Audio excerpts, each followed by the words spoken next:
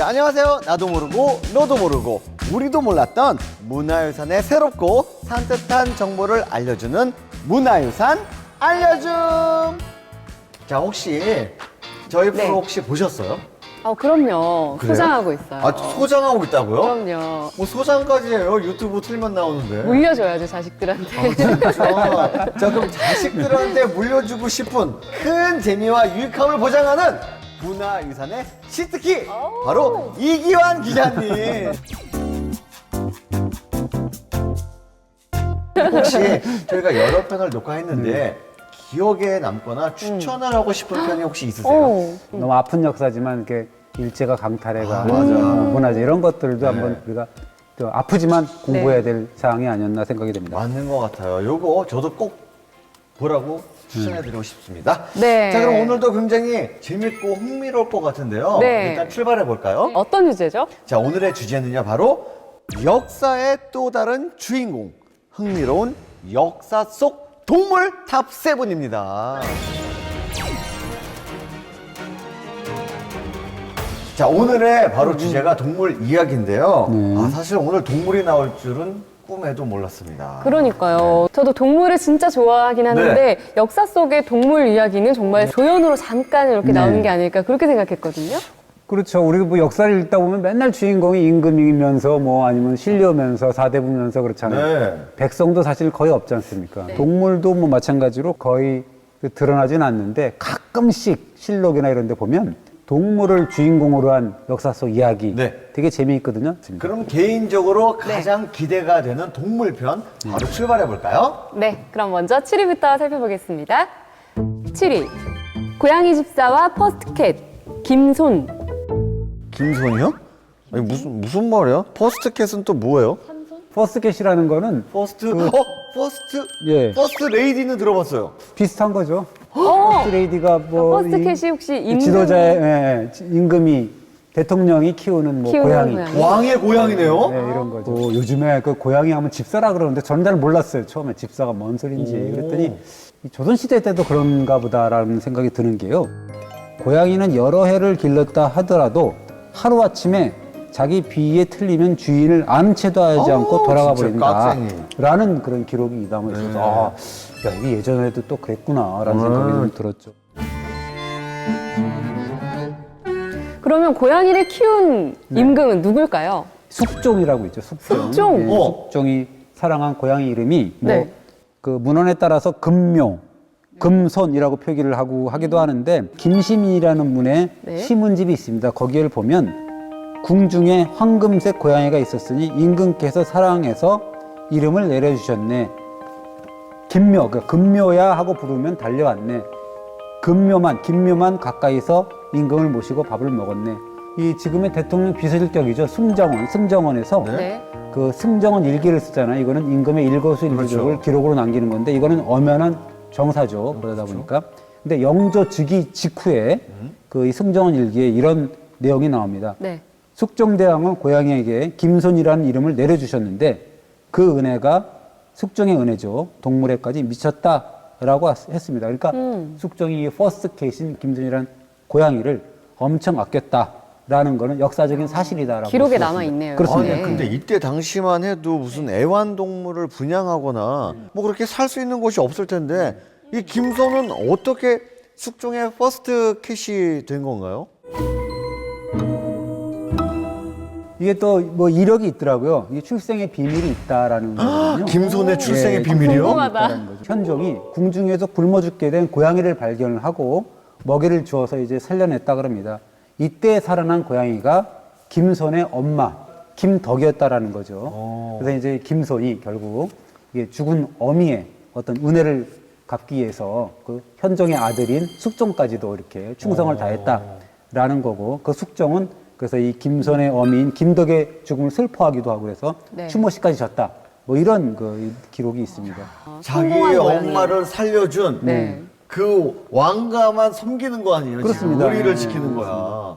이 사람이야, 뭐 고양이야 진짜. 1720년에 숙종이 이제 승하를 하게 되거든요. 네. 그러니까 이 고양이 김손의 태도가 확 바뀌었다는 거죠. 어떻게 해요? 성호사설에 나오는 얘기인데 네.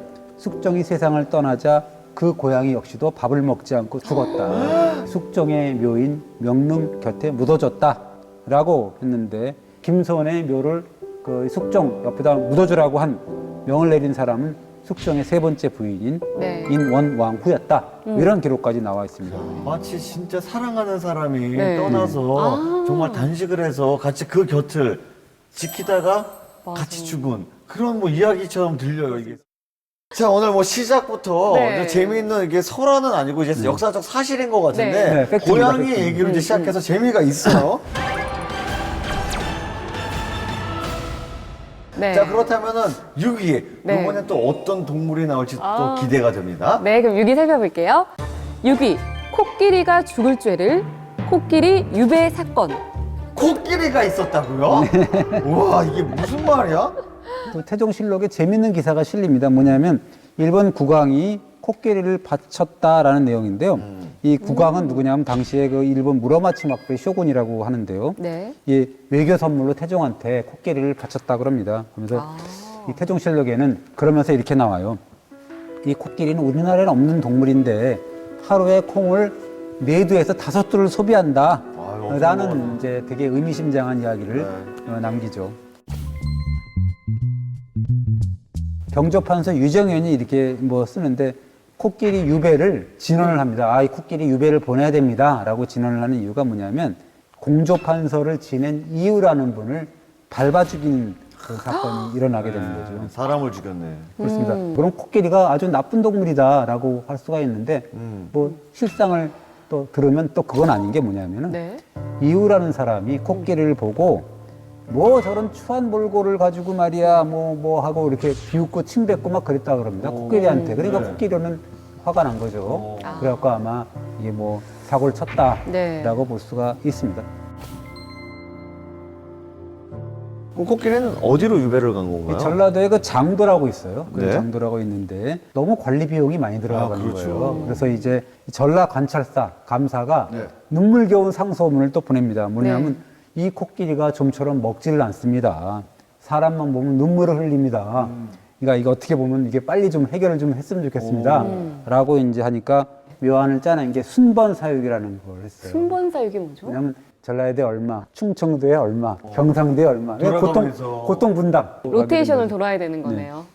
어떻게 보면 이 코끼리 팔자가 네. 사실 해외에 건너와서 유배된다니 참 야. 기구하네요. 기구하죠. 네. 아, 저는 굉장히 귀엽고 예쁜 동물 얘기가 나올 줄 알았는데 이렇게 끔찍한 범죄의 연루 된다고 생각하니까 범죄자? 범죄자? 코끼리를 찾습니다.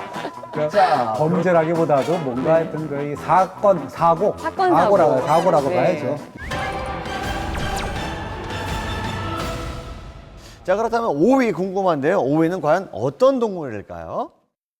5위, 말을 사랑한 에마 왕이 있다. 유린청. 이 말을 사랑한 왕이라면 뭐 대부분 무장 출신이라는 추측이 들죠. 그게 태조 이성계의 말입니다. 8마리의 애마가 있어요. 네. 그래서 그걸 팔준마라고 하는데 이 특별한 말인 게 뭐냐면 전장에서 네. 이 태조 이성계가 이거 무장 출신이지 않습니까? 그렇죠. 그래서 전장에서 어려움을 극복하고 그런 태조한테 승리를 안긴 말이다. 그러면서 이제 세종 때도 이 할아버지 그런 그 말을 그 안견 유명한 안견한테 네. 이렇게 그리라 그러고 팔준말을 그리라 그러고 막 그래서 여러 그 신하들도 뭐 글도 쓰고 그래서 후세에 전했다라는 네. 기록이 있습니다. 그러니까 지금으로 따지자면 네. 주차장을 딱 갔는데 명품 스포츠카가 8대가 종류별로. 쫙 있는 거야. 네. 얼마나 좋아. 그런 느낌. 근데 또 그 중에서도 항상 아끼는 차가 있거든요. 네. 그쵸. 분명히 여기서도 가장 아끼는 말이 한 마리쯤 있을 것 같아요. 뭐 다 아꼈겠다라고 할 수가 있는데 네. 그 중에서도 이제 유명한 말이 유린청이라는 말이에요. 아. 이게 함흥산인데요. 네. 이 6살 때부터 이 말을 태조 이성계가 탔다. 6살 때부터 말을 탔어요? 그 유린청이라는 말이 31살까지 살았다니까 굉장히 장수했다. 그러니까 어떻게 보면 25년을 함께 살았다는 거고 1370년에 공민왕이 요동 지역을 공략하려고 이성계를 출정시켰을 때 같이 이제 출정을 했습니다. 그러면서 이제 오녀산성을 차지하고 승리를 거뒀다. 그러면서 이제 그 말을 탔다라는 거고 황산대첩이라는 큰 싸움에서 이길 때도 탔다라는 거고 뭐 여러 가지 하여튼 그러면서 이 말에 가슴 오른쪽하고 왼쪽에 목덜미하고 오른쪽 볼기하고 거기에 상처가 남아 있었다라는 거예요. 유린청에. 야. 그 전우라고 봐야 되는 거죠. 그러네요. 그래서 이제 유린청이 죽으니까 모든 나라 사람들이 슬퍼서 다 울었다, 슬퍼하고. 슬퍼했다라는 거고 네. 특별히 돌로 만든 석조로 해갖고 묻어졌다라는 거죠.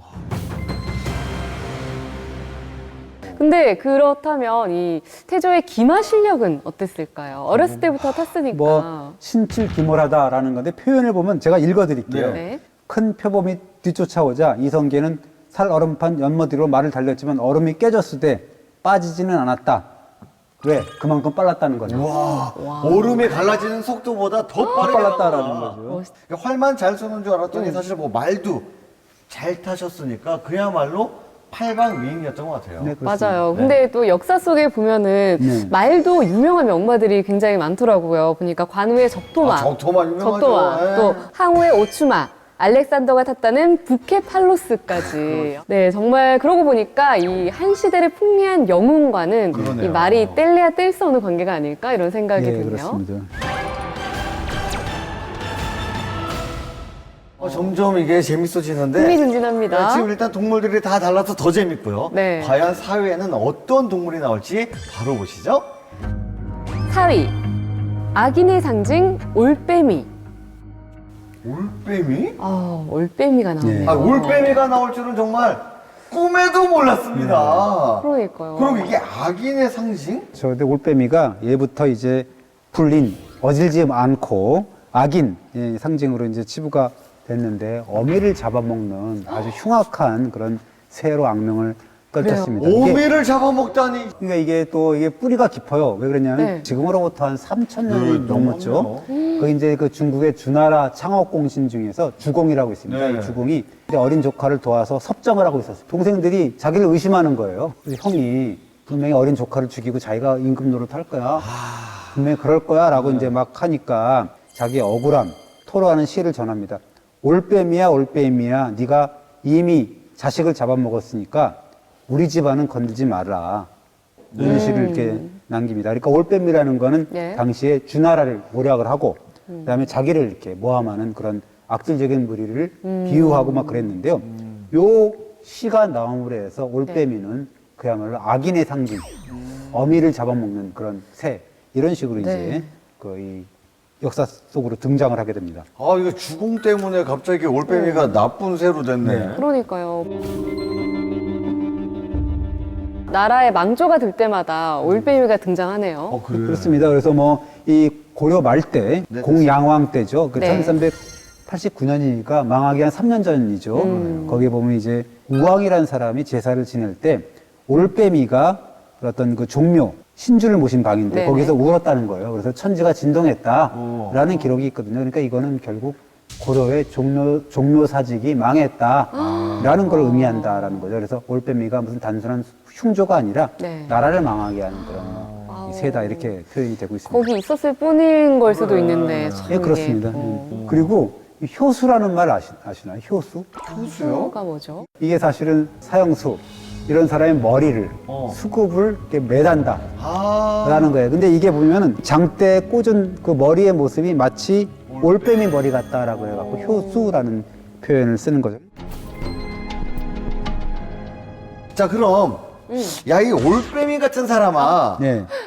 이러면 이건 진짜 굉장한 심한 욕이네요. 그렇습니다. 이 최치원이 그 유명한 글이 있어요. 네. 토황소경문이라고 하는데 중국에서 그 황소라는 사람이 황소의 난을 일으켰을 때 그 사람을 토벌하는 경문을 붙이는데 너는 독을 품고 올빼미 소리를 거두지 않은 채 걸핏하면 사람을 물어뜯고 오직 주인에게 대들어서 짓는 일만 계속했다. 그리고 끝내는 임금을 배반하는 몸이 됐다. 이런 식으로 올빼미가 뭐 반란, 뭐 역적 이런 식으로 얘기를 했고 이 고려의 창업주 왕건 견훤한테 이렇게 얘기를 하죠. 임금, 그 신라 경양을 죽였다 당신은. 그러면서 그 인자하지 못함이 올빼미보다 심했다. 이렇게 또 견훤을 욕하는 그런 대목이 나옵니다. 다음부터는 쌍욕을 하지 말고 야, 이 올빼미 같은 이렇게 얘기하면 될 것 같네요. 네. 불쌍하네요. 억울해. 사람의 잣대로 평가하는 거죠. 그러니까. 그죠? 예. 자, 이제 순위가 이제 3위죠. 이제 네. 3개분이 안 남았는데 네. 과연 3위에는 어떤 동물이 있을지 궁금하네요. 네. 3위. 조선을 구한 은인의 정체가 원숭이. 원숭이요? 아 잠깐만. 원숭이가 조선을 구했다니 이게 무슨 말이야? 이 시대에 있었다는 거네 우리나라에. 있었을까요? 꽤 오래전에 한반도에 살고 있었다라고 하는데요. 그래요? 예, 충북 제천에 전말 동굴이라는 데가 있는데 네. 구석기위적인데 거기에서 보면 우와. 짧은 꼬리 원숭이의 그 동물 화석 이게 또 우와. 발견이 되고 우와. 그리고 우와. 이제 역사 시대에 들어서도 이게 유명한 그 2차돈의 목을 벨 때 네. 삼국 유사에 뭐 나오거든요. 하얀 피 나왔다는 예, 거. 그거 하는데 이제 어렸을 때. 원숭이들이 떼지어 울었다라는 기사가 등장을 하니까 아마 있었겠다라는 생각이 좀 들죠. 아니 그러면 조선을 구했다는 원숭이는 어떤 도대체 원숭이예요? 어떤 예, 종류가 어떤 거예요? 이중안의 템니지라는 데서 아, 보면 예, 나오는데요. 템니지, 원숭이 떼가 물 안에 빠진 조선을 구했다. 뭐 이런 거거든요.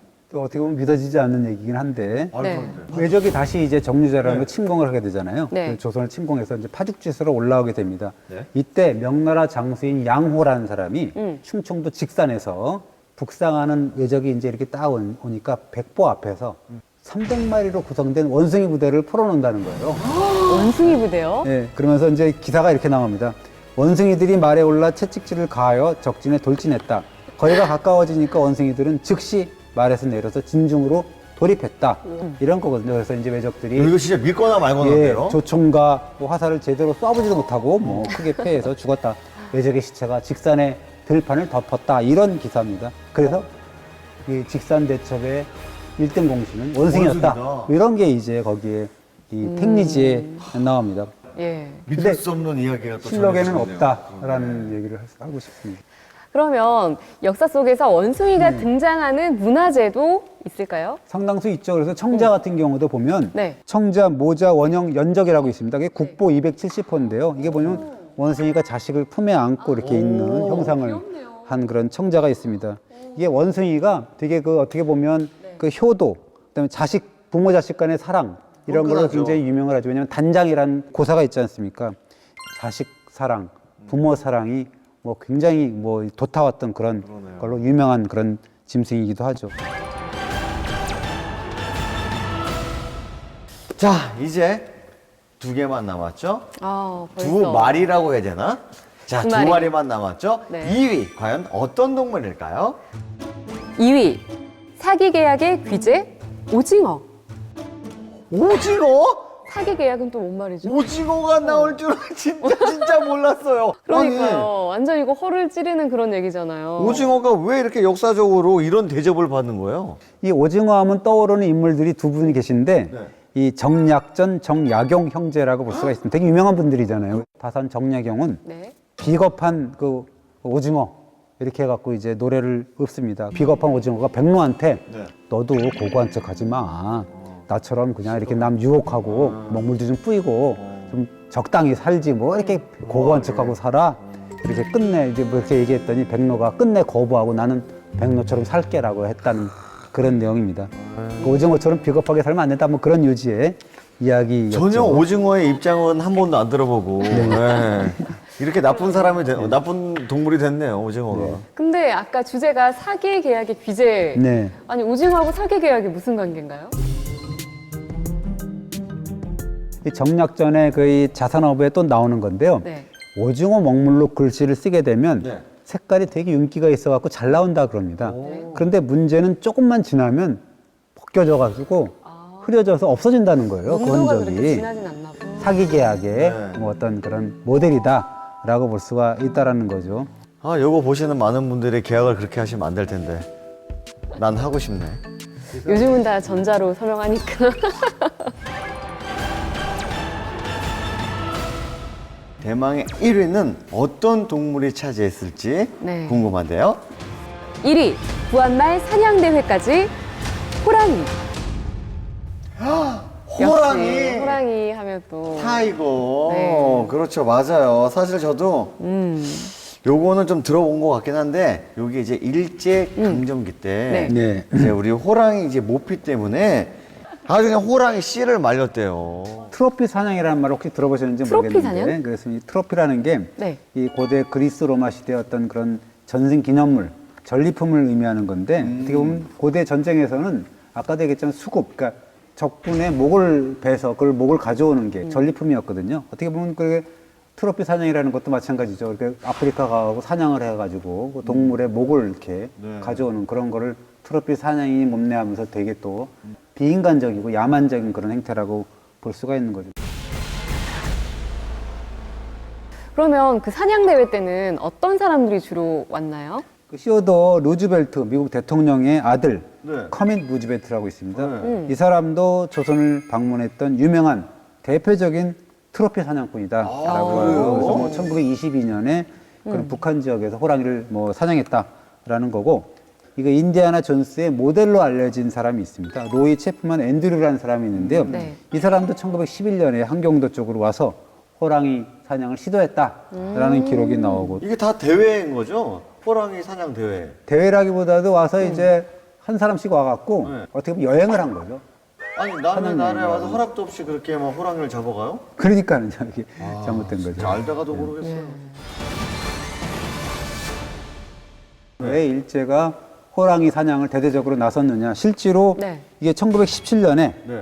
그 조선 호랑이 사냥 행사를 갔습니다. 그래갖고 이제 정호군이라 해서 뭐 호랑이를 정벌하는 부대를 꾸려요. 그런 다음에 대대적으로 이제 출발을 하고 조선 반대에서 행사를 하게 되는데요. 이게 목적이 그거예요. 이게 우리 일본 제국 청년들의 사기를 높이기 위한 행사다라고 하면서 이제 호랑이 잡이로 이제 조선으로 이제 출병을 하게 되는 그런 상황이 되는 거죠. 거기 사기를 왜 왜 우리나라에서? 우리나라 진해 사계를 높이면서 우리 호랑이를 잡아가? 그러면서 이제 정호군가라 그래서 군가까지 짓습니다. 그러면서 뭐라 그러냐면 가토 기요마사의 일이여 지금은 야마모토 정호군 일본 남하의 담력을 보여주자 루즈벨트 그 무엇이자 호랑이여 오라 올해는 조선 호랑이를 모두 사냥하고 내년에는 러시아의 곰을 사냥하세 이렇게 얘기하는 거죠. 루즈벨트 얘기 나오고 러시아 얘기 나오잖아요. 네. 왜냐하면 조선 식민지를 삼았으니까 이제는 그 당당하게 미국과 맞서겠다. 그리고 러시아까지 침략하겠다. 하겠다는 네. 거죠. 라는 의미를 여기 호랑이 이 사냥꾼, 사냥대로 이렇게 표출되는 거죠. 어떻게 보면 이 호랑이 사냥을 통해서 뭐 식민 지배의 어떤 우월감, 자신감을 불어넣었다. 정말 가슴 찢어지는 이야기입니다. 근데 이 호랑이가 우리 네. 민화, 조선시대 민화에 보면은 네. 좀 귀엽다고 해야 되나? 이 우리나라에서는 특별히 호랑이를 좀 이렇게 친근하게 그리는 까치하고도 그리고 막 네네. 그러는데요. 이 중국이나 서양에서는 되게 무섭게 그리는데 왜 네. 그럴까라고 하는 분석이 뭐냐면 우리 풍습에는 새해마다 이렇게 보면 호랑이를 벽에다 이렇게 문에다 이렇게 발라가지고 그려서 액을 막아준다라는 거거든요. 악귀가 오지 말라고 이렇게 하는 건데 네. 악귀잖아요. 악귀는 그 무엇보다도 무섭잖아요. 그러니까 호랑이를 아무리 무섭게 해봐야 악귀가 아이 뭐 호랑이 저놈 말이야 이런다는 거예요. 근데 오히려 호랑이가 막 해학적으로 이렇게 막 네. 이렇게 그려져 있으면 확 이제 긴장을 푼다는 거예요. 그래서 웃으면서 그냥 아유 내가 그냥 나가고 말지 하면서 거리면서 그냥 나간다. 라 그래서 이제 해학적으로 그렸다라는 그런 이야기가 있습니다. 네. 자, 뭐 얘기를 들어보니까 뭐 잊을만 하면 네. 일본 얘기가 계속 한 번씩 나와요. 그러네요. 이게 사실 뗄래야 뗄 수 없는 게 정말 많네요, 일본이랑은. 그러니까요. 근데 참 이 자기네들의 힘을 과시하기 위한 용도로 이 호랑이를 희생했다는 게 참 안타까운 것 같아요. 자, 랭킹쇼 문화유산 알려줌. 자, 깜찍하고 귀여운 동물들이 연계된 다양한 역사적인 이야기를 좀 들어봤는데요. 네. 오늘 네. 굉장히 신선하고 재밌었던 것 같아요. 네, 저는 그 제일 처음에 나왔던 숙종의 김손 네. 고양이가 제일 고양이. 좀 너무 귀엽기도 하고 인상에 남았어요. 기자님은 뭐 혹시 어떤 동물이 좀 흥미로우셨나요? 저도 뭐 이 김손 이야기도 재밌을 것 같은데요. 그리고 또 원숭이 이야기도 있고 원숭이, 올빼미까지 올빼미까지. 특히 오징어. 오징어도 있어요. 난 얘기할 게 없네. 난 코끼리요, 그러면. 코끼리? 네, 유배당한 코끼리. 왜냐면 오징어 소리를 들었기 때문에. 자, 오늘도 이렇게 재밌는 이야기를 나눠봤고요. 네. 자, 랭킹쇼 문화유산 알려줌. 오늘은 여기까지입니다. 자, 다음에 더 유익하고 재밌는 주제로 다시 찾아올게요. 문화유산 알려줌.